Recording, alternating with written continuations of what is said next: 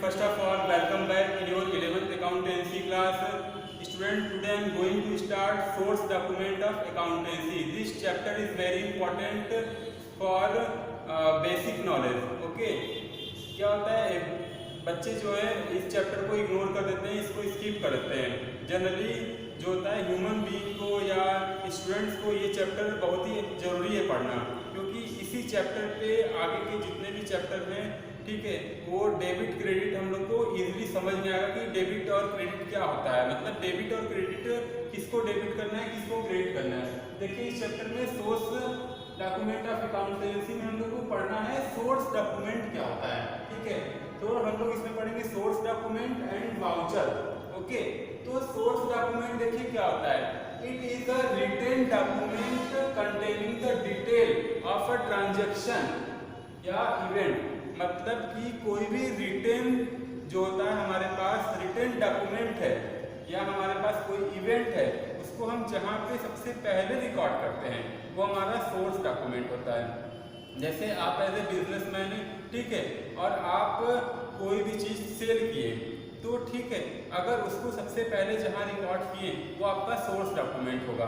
ठीक, source document फिर से देखिए, it is a written document containing the detail of a transaction या इवेंट। मतलब कि कोई भी ट्रांजैक्शन या इवेंट को हम लोग जहाँ पे रिकॉर्ड करते हैं, रखते हैं, वो सोर्स डॉक्यूमेंट हो गया। अब देखिए सोर्स डॉक्यूमेंट में हम लोग को क्या क्या पढ़ना है। कैश मेमो, इनवॉइस और बिल, रिसीप्ट, ठीक है, debit note, credit note, paying slip, check.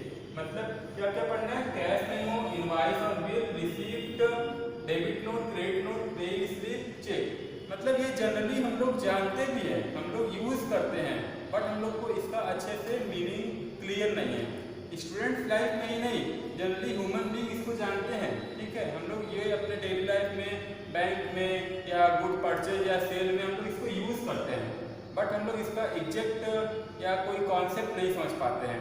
तो आइए हम लोग वन बाई वन करके इसको समझते हैं, वेरी इंपॉर्टेंट है। देखिए कैश मेमो क्या होता है, आप लोग सुने होंगे। ठीक है, कैश मेमो बाजार में यूज करते समय, मार्केट में आप लोग जाते हैं, तो देखिए कैश मेमो क्या होता है। कैश मेमो नाम से लग रहा है कैश, ठीक है। जब भी कोई भी ट्रेडर, सेलर किसी गुड को सेल करता है, ठीक है, कैश, जब कोई ट्रेडर या सप्लायर किसी गुड को कैश सेल करता है तो वो क्या बनाता है, कैश मेमो बनाता है। जैसे आप एज ए कस्टमर बनकर के, बिजनेसमैन कस्टमर बनकर के किसी शोरूम में जाते हैं, ठीक है, आप किसी शोरूम में गए और कोई भी चीज़ परचेज किए, तो वहाँ से आपको क्या मिलता है। अगर आप पैसा पेमेंट कर दिए तो आपको एक जो बिल मिलता है ना, वो कैश मेमो आप लोग, ऐसे तो जनरली उसको लोग बिल बोलता है, गलत बात है, वो बिल नहीं होता है। ठीक है, वो कैश मेमो होता है, क्योंकि हम लोग कैश पे करके उसको खरीदे हैं।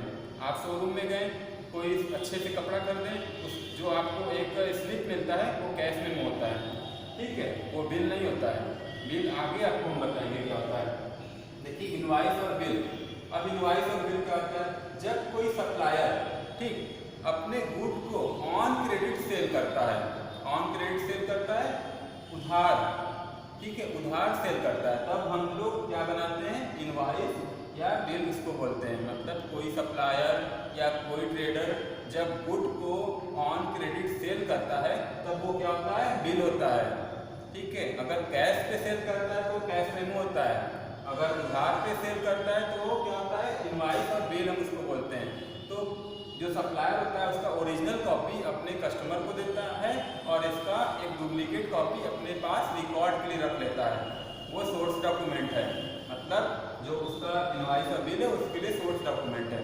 फिर से बता रहे हैं, सुनिए। जब कोई ट्रेडर या सेलर, ठीक, जब अपने बिजनेस के गुड को ऑन क्रेडिट सेल करता है तब वो जहाँ पे रिकॉर्ड करता है और जो कस्टमर को देता है, ठीक है, उसका एक क्या प्रूफ, एविडेंट, ठीक है, तो वो क्या होता है, इनवॉइस और बिल होता है। ठीक है, अब देखिए रिसिप्ट क्या होता है।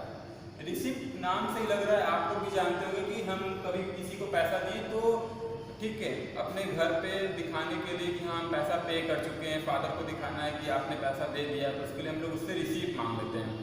ठीक है, रिसीप्ट। जैसे कि कोई सप्लायर होता है, ठीक, उसको उसका कस्टमर जो है पैसा पेमेंट कर दिया, ठीक है, उसको कोई चेक दिया या उसको कोई अमाउंट दिया तो उसको रिसीव हुआ, सप्लायर को वो पैसा रिसीव हुआ, तो बदले में वो उस कस्टमर को क्या है रिसीविंग दे देता है बनाकर, तो वो रिसीव होता है। ठीक, अब देखिए डेबिट नोट क्या होता है। डेबिट नोट और क्रेडिट नोट आप लोग एकदम अच्छे से समझिए। डेबिट नोट क्या होता है, जैसे इसका नाम है डेबिट नोट, तो इसको देखिए हम लोग क्या करते हैं, जैसे कि आज इसको हम ऐसा बोल सकते हैं परचेज रिटर्न। परचेज में जानते हैं क्या होता है, जब हम गुड को किसी सप्लायर से खरीदते हैं, ठीक है, बाई किए, हम कोई चीज़ मार्केट से बाई किए, किसी ट्रेडर से सप्लायर से बाई किए और फिर हम उसको वापस कर दिए। मान लीजिए 10,000 रुपये का अमाउंट का हम गुड क्या किए, खरीदे और उसमें से 2,000 रुपये का रिटर्न कर दिए। तो 2,000 रुपये का जो रिटर्न किए वो 2,000 रुपये अमाउंट का हम उसको एक डेबिट नोट बना करके उसी गुड के साथ रिटर्न करेंगे। तो ठीक है, डेबिट नोट क्या होता है, सप्लायर को रिसीव होता है कस्टमर के थ्रू, जब गुड रिटर्न आता है तो उसके साथ डेबिट नोट आता है। अब देखिए क्रेडिट नोट क्या होता है, जैसे अब आपने आपको सपोज करिए, ठीक है, कि आप गुड सेल किए थे और आपका कस्टमर आपको कुछ वापस रिटर्न कर दे। फिर एक एग्जांपल लेते, 10,000 रुपये का आप गुड सेल किए थे, आपका कस्टमर 2,000 रुपये का गुड आपको वापस कर दिया, तो उस 2,000 रुपये के गुड के साथ एक नोट बना कर देगा, वो क्रेडिट नोट होगा।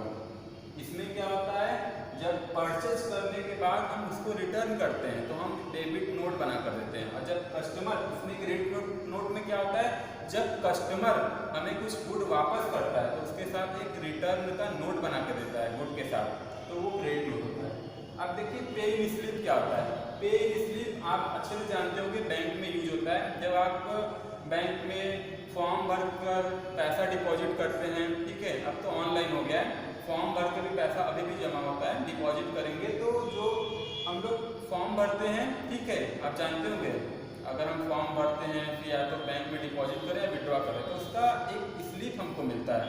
वो जो एक पार्ट, एक उसका हाफ पार्ट हमको क्या करता है, वो कट करके दे देता है, उसमें बैंक का मुहर लगा देता है, साइन हो जाता है, ठीक है, जो कैशियर होता है उसमें साइन कर देता है और उसमें बैंक का स्टैम्प लगा के हमको वापस कर देता है। पे इन स्लिप, जब हम बैंक में पैसा डिपॉजिट करते हैं तो एक हमको स्लिप मिलता है, ये बैंक स्लिप हो गई। चेक क्या होता है, चेक देखिए, जब हम एक सर्टेन अमाउंट एक सर्टेन इंसान को, ठीक है, एक सर्टेन अमाउंट एक सर्टेन पर्सन को क्या करते हैं, बैंक को ऑर्डर करते हैं कि इतना पैसा इस इंसान को, इस ह्यूमन को पे कर दीजिए, तो वो चेक होता है। मतलब फिर से देखिए, चेक एक ऑर्डर होता है, किसको ऑर्डर होता है, बैंक को। जब हम बैंक को ऑर्डर करते हैं कि एक सर्टेन अमाउंट एक सर्टेन पर्सन को, ठीक है, क्या करिए, पे कर दीजिए, तो वो चेक होता है। चेक बुक हम लोग के घर पे होता है, हम लोग बैंक में जब अकाउंट ओपन करते हैं तो हम लोग को चेक बुक मिलता है, उस चेक बुक के थ्रू हम पेमेंट करते हैं,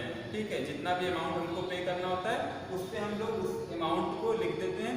और हम ये चेक बुक का यूज ये पेमेंट के लिए होता है, चेक का यूज हम बैंक को, किसी सर्टेन बैंक को, जो भी बैंक का हमारे पास चेक बुक होगा उस बैंक को ये ऑर्डर देते हैं कि इसमें जो सर्टेन अमाउंट है मेंशन है वो उस सर्टेन पर्सन को पे करे, ठीक है, ये एक ऑर्डर होता है। ठीक, आई होप आप लोग को ये जो हमारा सोर्स डॉक्यूमेंट है, ठीक है, समझ में आ गया होगा।